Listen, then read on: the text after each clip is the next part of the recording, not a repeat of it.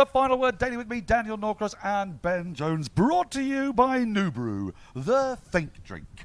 Well, it's the last day of what was at various points a pulsating, exciting and dramatic test match, and another point was a very unpulsating and unexciting test match, but one that will be dubbed the Great Escape. A great escape, only 4 wickets down, quite remarkable, but they were 2 down for zip at 12:52 on day 4. Only 2 more wickets fell, and India therefore have kept this series alive to make sense of what was a crazy day, in parts dramatic, in parts dumb, in parts farcical, in parts dull.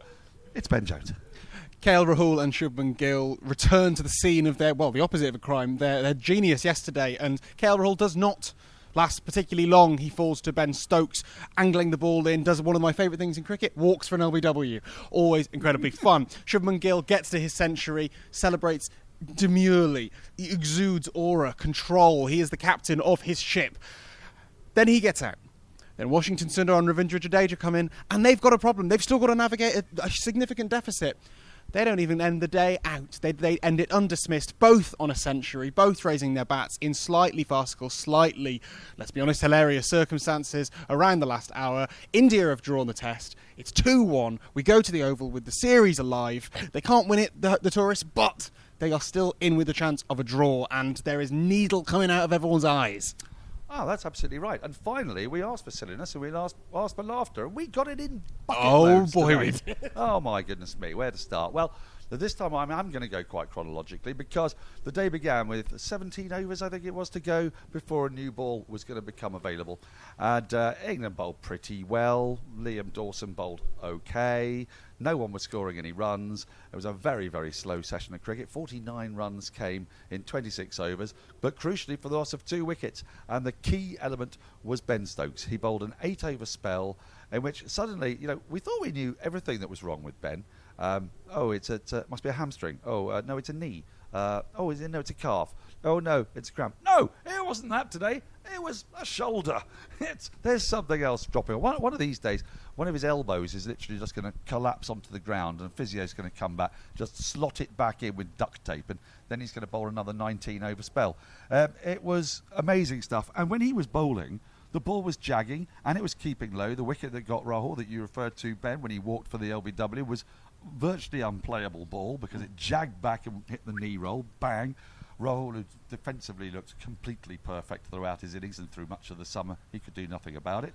And then, when the new ball was taken, just before lunch, Shubman Gill did what Shubman Gill has not done for a very long time. He needlessly wafted and tickled the ball from Archer through to Jamie Smith. He'd scored his 100, by the way. He'd scored, what is that, his 4th? Yes. Of the series? 4th of the series. I've got loads of stats for you coming up. Don't worry, that's part of them. 4th 100 of the series. And then the very next ball out walks Jadeja, one of the stickiest, most tough people to get rid of for England in this whole summer. And he also wafts needlessly. Joe Root, diving above his head, gets his right hand to it. It was just behind him. He'd done all the hard work, because although he dropped it, it was there for his left hand. And inexplicably, it didn't stay in the left hand. And that was, I would say, quite literally, the last real sniff England had of a wicket until the end of the day. Absolutely crazy. It was one of those days where the drama and the intrigue and the nervousness was purely because of the situation. It wasn't the actual cricket that was happening. No one could be watching this cricket in the abstract thinking there's anything riding on it, because Jadeja and Washington in particular were just so low heartbeat, so controlled. They weren't playing anything outlandish. They were just playing every ball on its merits, just merrily going on their way. The ball wasn't going past the edge. There was nothing jumping. There was a bit of rough outside the left-handers off stump. It wasn't really getting much attention from Liam Dawson, who probably had a quite significant off day on his return to the side. He was too short, too quick, too inaccurate, which is not something you say very often about him. But the way that Sundar and Jadeja just stayed calm. They had to navigate the thing around the deficit. They didn't think we need to charge and get past it to build a lead. They backed themselves. They backed their defensive technique. Speeded up a little bit, didn't they? But only once they were pretty much through the woods. Yeah. I thought. Honestly, I mean, I've waxed lyrical about Washington Sundar throughout this series. I love him to death. I think he's an unbelievable. He should bat at 3. I think he's a brilliant cricketer. He could legitimately bat 3 whilst also averaging 25 with the ball in Test cricket. He's open in under-19s cricket. He looks like an opener. He bats like an opener. Opens in domestic cricket, like regularly in other formats as well. He's a brilliant cricketer, and we're going to see a lot of him in the next 15 years. But what I thought was, we talk a lot about, coming of ages and stuff. You can't really describe it for Sundar because he already seems like he's 30 with 50 tests behind him. He doesn't seem like an immature young cricketer. He was faced with an immensely significant situation today. Save a test, save a series for your side. You've only come in midway through the series. You're not a staple. He is going to be for a long time to come because he met that challenge perfectly. Yeah, it was staggering. Jadeja did the usual thing, which was just be incredibly difficult to get out, notwithstanding that first ball scare. And the cricket became intensely dull, which was a testament to the brilliance of those two batters, quite frankly. It was also obviously a reflection of the pitch, which appeared to repair itself, which is not what pitches are supposed to do. There had been uneven bounce at various points in the match, and there had been some turn at various points in the match. Well, Dawson extracted no turn that I could discern. He apparently got a bit of drift and a little bit of turn in the first session, slightly more than he had done, but it wasn't quick turn, and it was... his length was a little too full, so it tended to Really? be... I'd say he was short. Well, it was both. It was a little too full for it not to be easy to defend when he was trying to attack the outside edge, and then he was a little too short in giving away the sort of knocking around for a 1 ball. Not so short that he was being hammered. It wasn't like, sometimes Bashir will drop short and he just gets absolutely marmalised, or Jack Leach had a habit of bowling 1 or 2 balls were just too short and then was easily placed through a gap in the offside. Neither it quite worked today, but it's hard to tell whether it was him and his lengths or whether it was the pitch just not giving him anything. So he strove for things, didn't he? He varied his paces, he tried to go a little bit quicker at points, and then he tried to go much slower. England ended up using an enormous amount of Joe Root, it felt like, at various points. To me, the biggest disappointment was Jofra Archer, and again, it could have been the pitch. He went through a phase, and I was on commentary for it, when he bowled 2 or 3 overs, and every ball was spearing in to the left-hander's knee and was just tucked away for a single. Yeah. And he was obviously getting frustrated. He was looking for that ball that comes in and then goes away, beats the outside edge, takes off stump. And it just wasn't happening for him. Bryden Carr's barely bowled. Wokes barely bowled. And so as a result, I can't work out, Ben, whether England were toothless and didn't bowl very well or whether the pitch was utterly defeating. I think a bit of both. I think this isn't an England attack that is particularly good at prizing out wickets on flat decks. We've seen England, the team, do that a lot recently, but not really this iteration of the attack. Jofra isn't really a flat. He for all the mythology around him, he's a very skillful bowler who bowls very quickly and nips the ball around. So that's better on green pitches. Carse, I think, kind of plays into that role of being, I'm just going to keep on coming in all day. I'm going to keep on bowling fast, even with the old ball. We did a stat on Sky today. Neither Archer, nor Carse, nor Josh Tongue have taken a wicket between the 31st and 80th over this series. That's right, I saw that. Yeah, was that one of yours? That was one of mine. Very good. It was, and I think it demonstrates, there's reasons why, and they've done better with the second new ball. But England's old ball attack has been limited both by the ineffectiveness of those quicks. They're not unskillful; they've just been poor in that phase of the game, and the spinners haven't been able to exert any dominance on the Indian order. I think today with Dawson there was ways that they could have got more out of him. I think there was rough outside the left-hander that they could have gone fuller into and left space in the cover, encourage the left-handers to go squarer. But it's tweaks. I think it's like, I'm not going to criticise Stokes' captaincy for spinners because he's normally excellent. I thought he was just slightly off it today in that particular regard. I don't think that the pitch is a good one for Test cricket. Fit for purpose. I don't, and that's not. And people will jump on this and go, "Oh, you didn't mind it when Joe Root was scoring runs." No, I didn't, because I really like watching Joe Root bat. But the point is that we've seen county matches all summer at Old Trafford that have petered out into high-scoring draws, and we saw this. I don't mind a flat pitch that then becomes a bit lively on the last 2 days, because that gives both teams a fair crack like at they it. used to in Abu Dhabi and Dubai and all that. And everyone said, "Oh God, it's a disaster," and then days 4 and 5 it would. But it's basically, but the challenge, the nice thing about those pitches is basically, hey, go and stand in the desert for 3 days, and then it's going to become a minefield. That's fun. That's like its own little thing. When it just stays flat, And you've got two decent attacks. You've got some fantastic bowlers on both sides. They get exhausted, don't they? They get exhausted and knackered, and you end up with good bowlers on flat decks, tepidly waiting for the last hour, with not very good balls. With not very good balls. Although this test they have been better. We should give the Duke some credit. Look, this was a more impressive effort from India mentally, I think, than necessarily technically. There was inconsistent bounce. There was a little bit of a challenge from that, but it didn't feel like the conditions for batting were particularly tough. However, to bat out that many overs with a series on the line when you were 0 for 2 is seriously fucking impressive, and I think that they should get their plaudits for that, but I don't think it necessarily speaks too much to the. It wasn't a conditions challenge; it was a mental one, and sometimes they're even harder than when the ball's zipping around. Yeah, and in fairness, just to be absolutely right about the record, there was a time when Stokes was bowling, when he was extracting uneven bounce, and they played him really well. He was an absolute handful, and Rahul Gill in particular, Gill played him absolutely brilliantly in that 8-over spell. Before the Hall of Fame, a quick stat attack. So this is only the second draw under Ben Stokes. Where was the other draw? Well, it was here. That was after a day and a half of rain. But I'm starting to think that when you look at the scores in that game, they're very similar to these. 300 and something odd played 500 and something odd. I reckon Australia would probably have batted that out for a draw now. So now I've decided that England weren't robbed by rain. Sorry, unlucky England fans. We've lost 2 games in 1. Yeah. Well, drawn.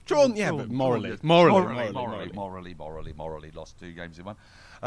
It is the first non-rain affected draw in this country since 2014 Trent Bridge, where James Anderson scored 81 when Alistair Cook took a test wicket. He did. He got a wicket of an Indian who had called Sharma, who had played more than 100 test matches. You try and guess which one it was. That's just a little quiz question for you there. I don't know what voice that one was there. Yeah, probably a problematic celebrity from the 70s, I assume. Could have been, yeah. It's a voice of 5 days and also rushing to get a taxi. And I've got a stat the attack. last train to London. I've got a stat attack. 400s for Shubman Gill in this series. It's only the 3rd time ever that a Test captain has made 4 centuries in one series. The other 2 lads who've done it, pretty decent. Wally Hammond? No, Donald Bradman and Sunil Gavaskar. Oh, that's both good at batting, and Shubman Gill has joined them on the podium of batting achievement. And you know what? Fair play. He's been absolutely brilliant. And you know what? Existentially is screwed with me this week is on the run scoring charts for like most runs in a series, most balls faced in a series. He's not even in the top 20 yet.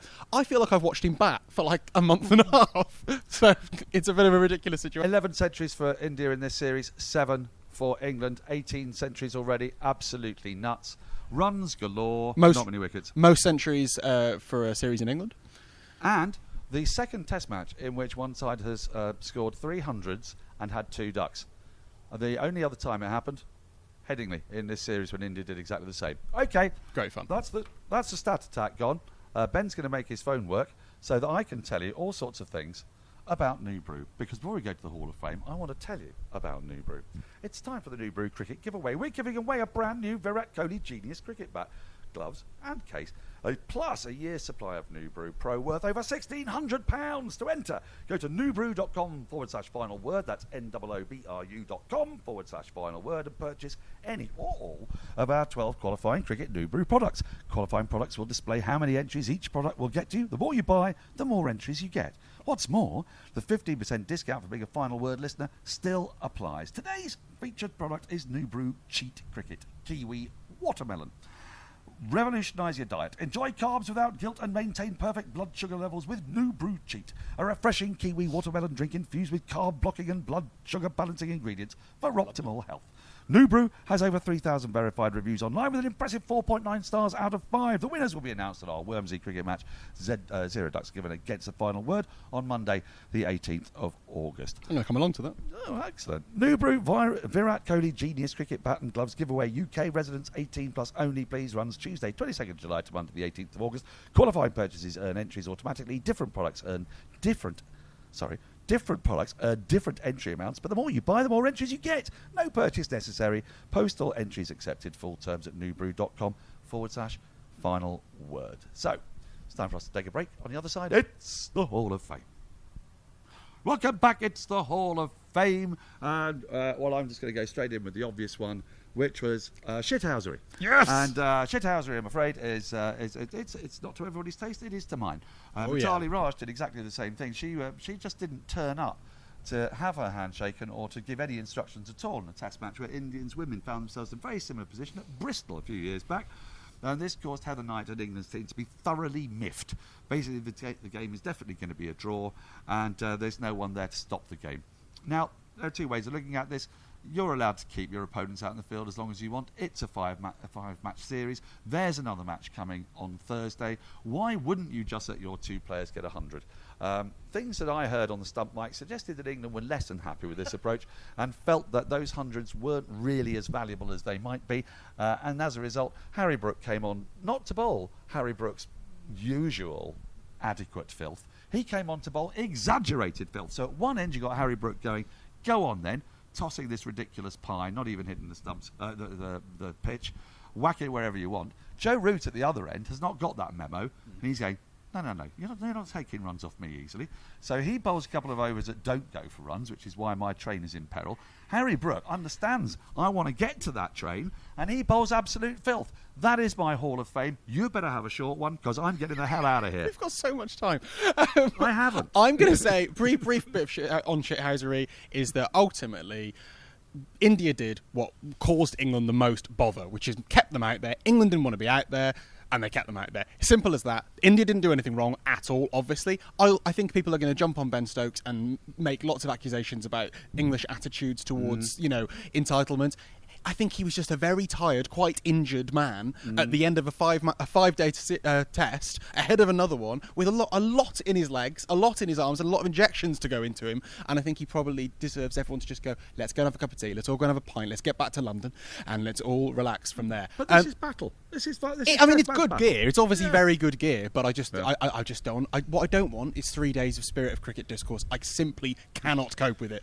My Hall of Fame, but an angry England is usually a better England. That's also true. My Hall of Fame is very brief. There was a moment today when Jofra Archer, whilst bowling, let's be honest, pies, down leg side and being tucked away, kept on asking for the field to be changed, kept on saying, please, Mr. Stokes, please, Captain Stokes, please can I have a fielder there, please can I have a sweeper, and Stokes kept on saying no, and then Jofra at the end of it went up to him and basically started on him and said, like, no, come on, you're going to do this, and Stokes just put his arms around him, embraced him from behind in a kind of ghost style way.